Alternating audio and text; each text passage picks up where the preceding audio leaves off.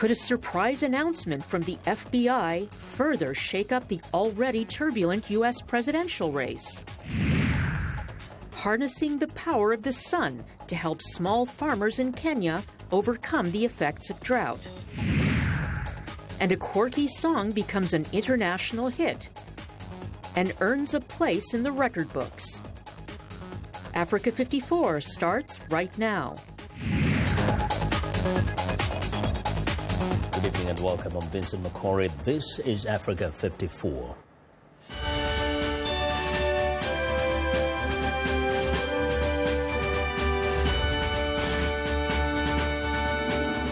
While furor continues to build over the FBI's announcement that it is reviewing a new batch of emails that could pertain to Hillary Clinton's handling of electronic communication as Secretary of State, a case the FBI closed in July. U.S. law enforcement officials say FBI investigators knew weeks ago that emails found in a separate probe may be related to the Clinton email case, but it is unclear why FBI Director James Comey waited until Friday, only weeks before the election, to announce the probe.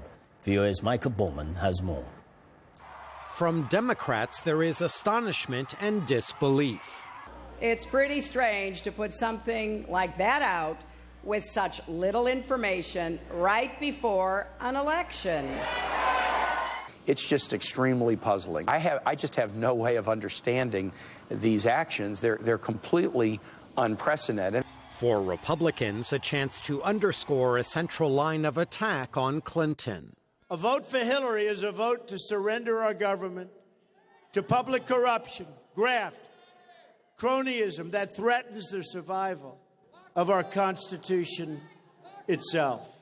He just sees that there's this constant cloud of corruption that follows Hillary Clinton around. And for the FBI to make this remarkable move 11 days before the election means there must be something there. The latest emails were uncovered in a separate FBI investigation of the estranged husband of a top Clinton aide. Friday, FBI Director James Comey informed members of Congress of the existence of the new material and the Bureau's intention to examine it. Democrats are crying foul. It happens close to an election, which is in violation of normal Justice Department protocol, and it involves talking about an ongoing investigation, which also violates the protocol. And as far as we know now, Director Comey knows nothing about the content of these emails. We don't know whether they're to or from Hillary at all. And so this is a distraction. The criticism from Democrats is a reversal from July when they cheered Comey's conclusion that no criminal charges should be brought against Clinton for using a private email server in her home to store communications during her tenure as President Barack Obama's first Secretary of State. Republicans, meanwhile, are suggesting the new emails must contain something noteworthy precisely because of the FBI's unusual move. We don't know what the basis was for Mr. Comey making the decision. We do know they know something is there. Millions of Americans already have cast early ballots in states across the country. What effect the FBI announcement might have on turnout is unclear, but polls showed a tightening race between Clinton and Trump even before Friday's bombshell. Michael Bowman, VOA News, Washington. Many Americans are tired of the protracted and contentious presidential campaign, and a lot of voters say they don't particularly trust either of the candidates. Halloween events have given them an opportunity for comic relief of these tensions. VOA's Zlatitsa Hoke reports. Instead of dressing up as witches and ghouls, many Americans are masquerading as Democratic candidate Hillary Clinton or Republican Donald Trump in Halloween events that began Friday and will wrap up Monday night. Fantasy Fest in Florida's Key West spoofed both candidates in a procession through the island's streets. Halloween parties are an outlet for frustration with the campaign. Many people voted early just to get it over with. I think the same thing about all of them. They all say they're going to do it, and nothing ever gets done because they can't stop fighting between themselves.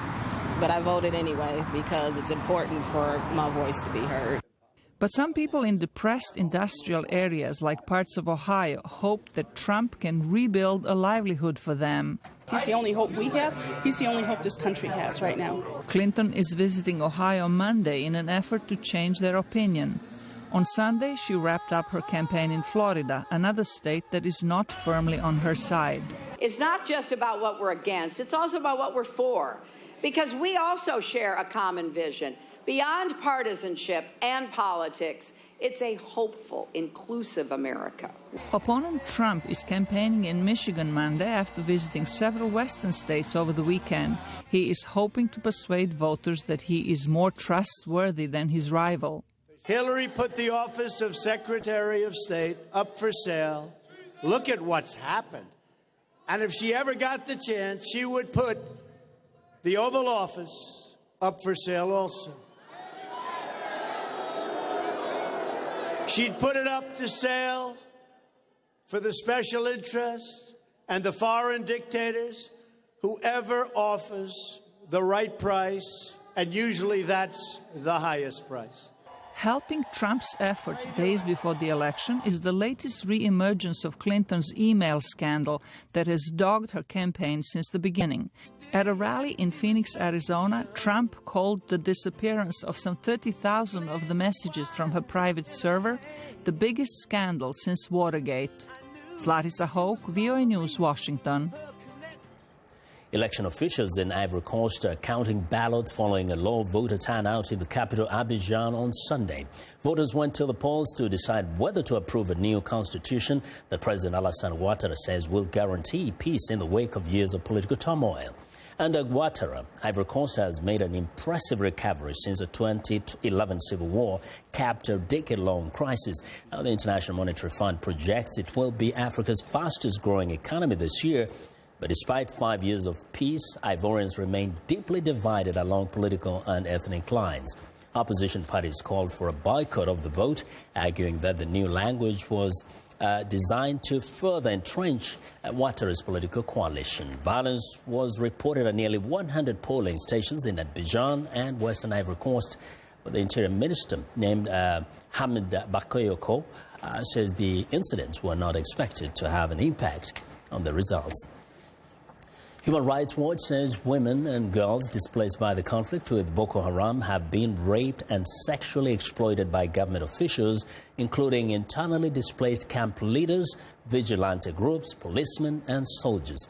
In a statement released on Monday, the rights group says that irregular supplies of food, clothing, medicine and other essentials, along with restricted movement in the IDP camps in Maiduguri, have compounded the vulnerability of victims to rape and sexual exploitation.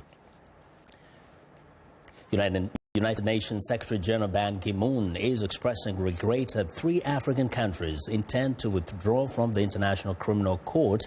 Mr. Ban says that the announcements of South Africa, Burundi and Gambia of their intention to leave the Hague-based court may send the wrong message of their commitment to justice.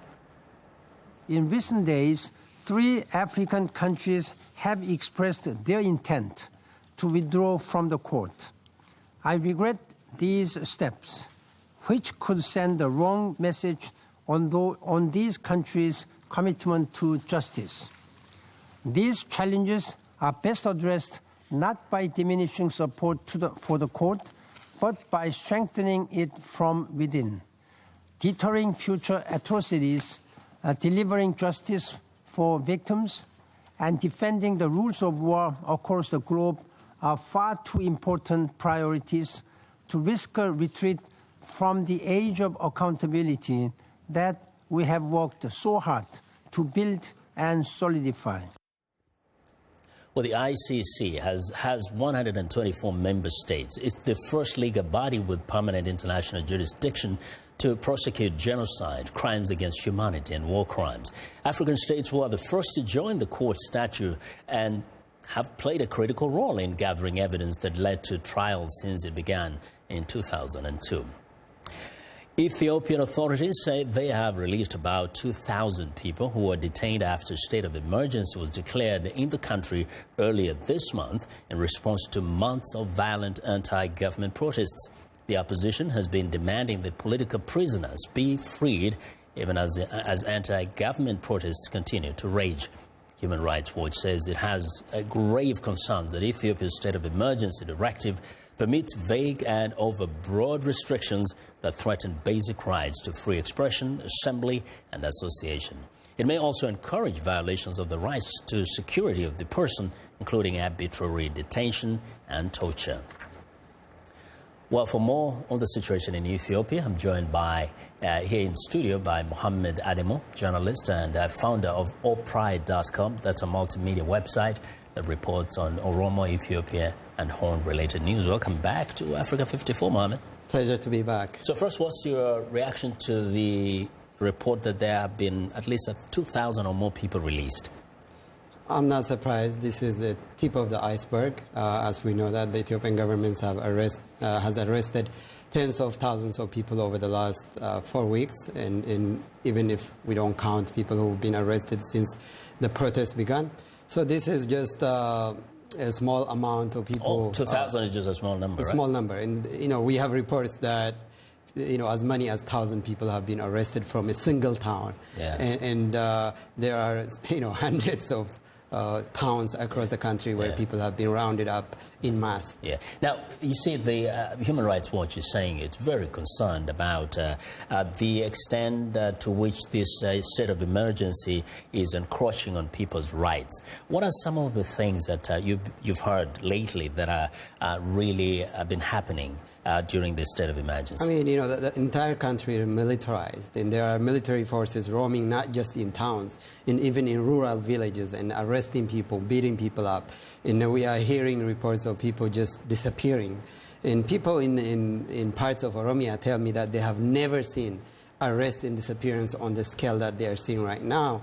And, you leave your house at night in darkness, good luck coming back. And family members don't even know what happened to some of their members. And also what the government is doing now is creating a revolving door now. My family members who were arrested during the first round of protests have been rearrested, which means that every time there is more crackdown, they go arrest people who have been already in jail. But in terms of the emergency, of course, the government says it has a right to place a state of emergency in a country, and there are some restrictions, reasonable restrictions. Is there a case whereby people perhaps are violating some of the rules of this state of emergency and therefore putting themselves in danger of being arrested? I mean, as the Human Rights Watch report indicated, the rules are really sweeping. They're very broad. Anything can be construed as violation of the state of emergency. Yeah. So since there are no clear defined measures as to what constitutes a violation of a rule, anything is a violation at this point. So people are scared of, for example, you can't close your shop if you are a merchant, if you are sick, because it would be construed as if you are closing your shop as a sign of protest. I mean, you have to keep your shop open to appear not to be protesting against the government. Yes, absolutely. Yes. In terms of the time limit, it's just 6 months. Is the government and the opposition doing anything to make sure that after the 6 months period, things would go back to normal? First of all, the 6 months is the maximum limit the Constitution allows. And the government obviously overreacted in announcing the entire 6 months. Any explanation? Is it necessary? I don't know. But as to what the government is doing, the parliament is controlled by one party. The opposition is systematically weakened. So the government is not necessarily talking to the opposition in a way that they want to resolve this. So what the government is hoping for is by arresting more people, putting them in these concentration camps. And if you follow on the reports, we are hearing that people are being held at college campuses. People are being held at, movie theaters. People are being held in military camps. This sometimes may sound almost like an exaggeration. Some people will say, does the government have the capacity really to hold all these thousands of people all the time? My guess is the fact that they're actually releasing some people suggests that they don't have a place to hold people. Yeah. Because they're arresting people like entire country, not just 1, 2, 3 And that's not towns. hyperbole. I mean, you're not really... I'm not exaggerating. Yeah. So some people have said the government says this is too much. Too much, and they just don't know what to do with all the people that they've arrested, and they are ostensibly giving constitution classes to some of the people arrested. The irony of it is that most of the people who are protesting right now are young people. These people grew up learning citizenship classes. They already know what the constitution provides, and they are asking for the constitution to be implemented. We hope to continue the conversation and hope that we can also hear from the side of the government. Mohammed, thank you very much for your perspectives. Well, Ahmed Ademo, he's a journalist and also reports a lot on the issues relating to the Horn of Africa. We want to know what you think about Africa 54 and the stories we cover. Join the conversation on Facebook. The address is Africa54, and check out our headlines 24/7 on voaafrica.com. Find me on Twitter at VOA Vince Makori. Coming up, using solar power to water dry land. Stay with us.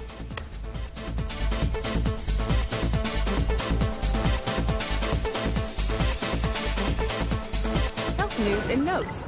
This is Living Better. A drone is launched toward rural Rwanda. Maternal mortality rates in Africa are among the highest in the world, mostly due to a lack of simple blood transfusions. And since blood is perishable, it needs to get to places where sometimes only a drone can go quickly, says the CEO of the Zipline project, Keller Renaudot. So this is a really urgent product. I mean, 80% is going toward people moms and kids whose lives are on the line. The battery-powered drones, called Zips, are miniature planes with a range of 150 kilometers, flying up to 70 kilometers per hour, and can carry 3 bags of blood. The bags are dropped by a tiny parachute. The vehicle has all the data it needs. The whole route is loaded into the vehicle. So it says, oh, I'm going to this specific hospital. Zipline plans to open a second base in Rwanda in 2017, meaning the whole country will be within Zip drone range. I'm Martin Seacrest for VOA's Living Better.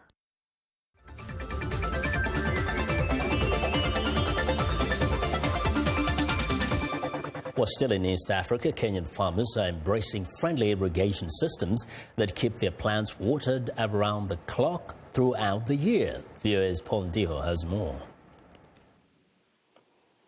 Irrigation can be a problem for small-scale farmers in Africa. In Kenya, many are harnessing that power to help them irrigate their fields. Drip irrigation can mean the difference between living on the breadline or being able to grow an agricultural business. Peter Mathenge has installed solar panels in his field to power a drip field irrigation system on the outskirts of Nairobi. For me, solar irrigation kit is very important. Without it, we spend $300 every month, actually more than $300 every month, to buy diesel. And with agro-solar irrigation kit, we use it. We use the sun, we're making good use of the sun. Besides, we are no longer needed to employ 3 staff to do the watering all the time. You reduce that to 1, which brings to about 30% reduction in the cost of labor. Samia Ibrahim and his business partner developed the system to address Kenya's irrigation inadequacy. Their company, Sun Culture, created the Agro Solar Irrigation Kit. Sun Culture designs, manufactures, sells, and distributes solar-powered irrigation systems in Africa. We were the first company in Africa to commercialize solar-powered irrigation. We have just released Africa's most affordable irrigation kit, and we're the only SME in the world providing a turnkey solar-powered irrigation solution for farmers. Samia Ibrahim was one of the African innovators competing at the recently concluded AG Innovation Summit, organized by USAID. The event attracted more than 50 agricultural technology innovators and investors to present and invest in game-changing technologies that will help small farmers improve their productivity and competitiveness. So it pumps water to an elevated tank using the power of the sun, and then uses the gravity to release water through irrigation, delivering water effectively to crop roots. And we sell directly to farmers in Kenya and in East Africa.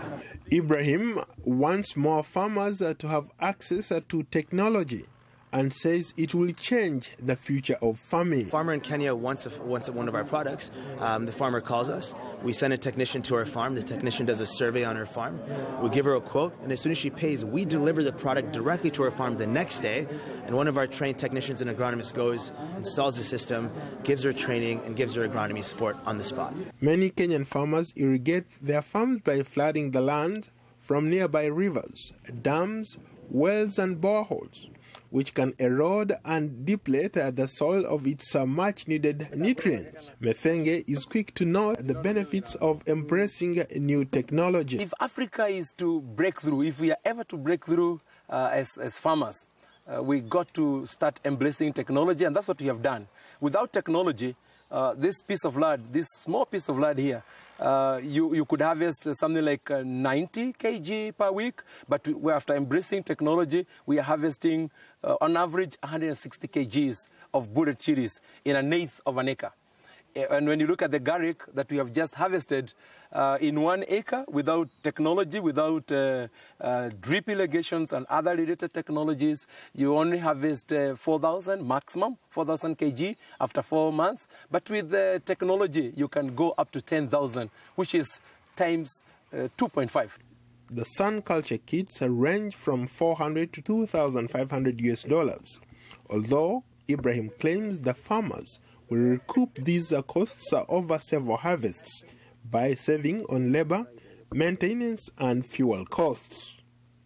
Paul Ndiho, VOA News, Washington. Was spraying chemicals, monitoring, and harvesting crops are all labor and time-intensive tasks for farmers. Now, researchers are developing a robot that can tackle some of those jobs by using radio frequency identification. VOA's Faith Lapidus has more on the multitasking robot that is expected to help farmers save money. This robot, with cameras and radio frequency sensors mounted on it, moves through the vineyard. It's on an experimental mission to spray chemicals on vines that need treatment. The prototype, named IdaBot, was developed by an engineering team at Northwest Nazarene University in Nampa, Idaho. He can program into the IdaBot trees number 1 and trees number 5 need chemicals. Each tree would have a radio frequency identification tag on it, and the IdaBot would use the signal from the tag to determine which tree it's next to. And when it's next to tree 5, it'll spray chemicals on tree number 5. When it's on tree number 1, it'll spray the chemicals there. Josh Griffin, one of the project leaders, says the autonomous robot can be integrated with other technology, like monitoring drones. It carries a multi-spectral camera that captures images of vines or fruit trees for processing in the computer program. In this case, the lighter the red, the more chemical treatment the trees need. Griffin points out the robot would help farmers save money on labor and create a much smaller chemical footprint than indiscriminate spraying. It automatically, without human intervention, applies the chemicals, and then it does so at very low pressure, so it does so very precisely. The chemicals go where we want them to go, not overspray to other areas. The team, comprised of students and professors, is also developing a fruit counting application that can be integrated into the IdaBot. It's a vision system to accurately estimate fruit crop yield. We will be using 4 camera, color, near-infrared, and stereo camera that will take images from each tree as IdaBot moves along the orchard, and then we will use those images and create a computer program to estimate the number of fruits on each tree. Farmers like Michael Williamson, who owns an orchard in Caldwell, Idaho, is looking forward to trying it out. I am very excited about this experiment and this machine that can count our fruit. We can get a better price from our customers if we pre-order or pre-sell our fruit months in advance. Sometimes it can be better than 20%, and that is the important part about the fruit counting. Griffin estimates a no-frills IdaBot that primarily uses radio frequency identification technology would be relatively low cost. We do anticipate that it will be fairly affordable. Kind of on the order of maybe buying a pickup truck or something like that. The researchers expect the money farmers save using the multi-purpose robot will eventually benefit consumers with lower fruit prices. For producer June So, Faith Lapidus, VOA News, Nampa, Idaho. Well, it's time now for a short break. Still to come on Africa 54, a surprise viral hit burns up the music charts while setting a new world record. We'll be right back.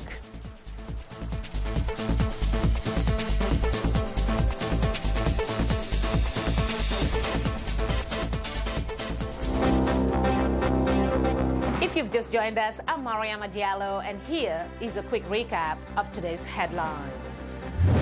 U.S. Secretary of State John Kerry meets with Libyan Prime Minister Fayez Sharraj in London to discuss the political standoff in the country.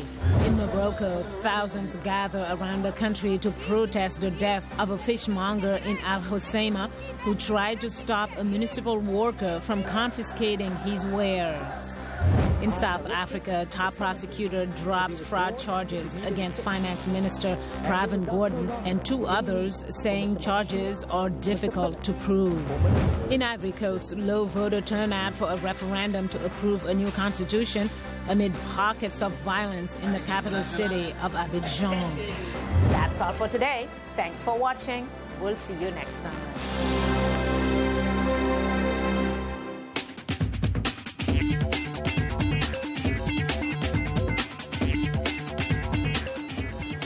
Welcome back to Africa 54. I'm Haiti Adams-Fitzpatrick. Here's what's trending this Monday. The comedian behind PPAP, the meme sweeping Japan and other parts of the world, says he is shocked by the global success of his Pineapple Apple Pen song.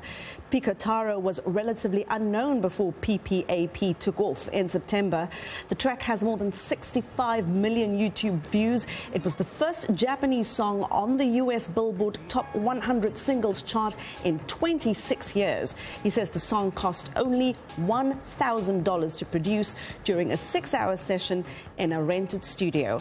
And in yet another milestone, the Guinness Book of Records has recognized PPAP as the shortest song to enter the Billboard Hot 100 chart. Song is such a strong word to use. To Cuba now. American-style Halloween parties are the island's latest trend, thanks to pirated U.S. movies and TV shows. Trick-or-treating hasn't taken root just yet, but across Cuba this weekend, elementary, high school and college students dressed up, danced and enjoyed festivities that few knew as children. Despite an embargo lasting about half a century, Cubans are now immersed in U.S. pop culture and American products brought by expatriates visiting family on the island. And finally, Twitter has announced that it will discontinue the video-sharing mobile app Vine as it moves to cut 9% of its workforce worldwide to keep costs down after beating Wall Street quarterly earnings expectations. The decision comes on the heels of a failed attempt to sell Twitter as it battles stagnant user growth and mounting competition from other social media platforms. Users were, of course, up in arms over the news, and Vine quickly became the top trending topic on Twitter in the US with over 1.5 million tweets. And that's where we leave it today. That's what's trending. Vincent, back to you. Well, and that's our show for today. Be sure to watch Africa 54 on our website at voaafrica.com for more news. Tune in to VOA's evening radio show, Africa News Tonight, at 1800 UTC. And in the mornings to Daybreak Africa, that's between 0300 and 0600 UTC, Monday through Friday. Thanks a lot for watching from all of us here in Washington. Have a good night.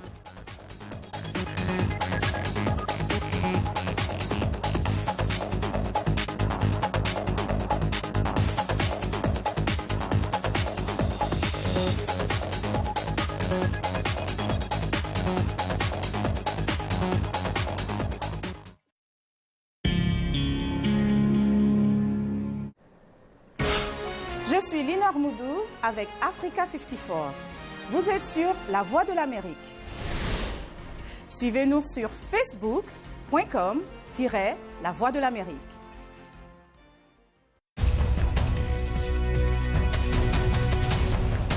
Welcome to the Voice of America's Newswords. Listen to U.S. President Barack Obama use this word when talking about Islamic militants. So the bottom line is this. Our objective is clear, and that is to degrade and destroy ISIL so that it's no longer a threat, not just to Iraq, but also the region and to the United States. In our story, the word objective means a goal or aim. The president said the U.S. objective is to destroy the Islamic State militant group. When used as an adjective, objective has a different meaning. It means to look at something with an open mind, free of emotion. Now, the next time you hear the word objective, you will know what this news word means.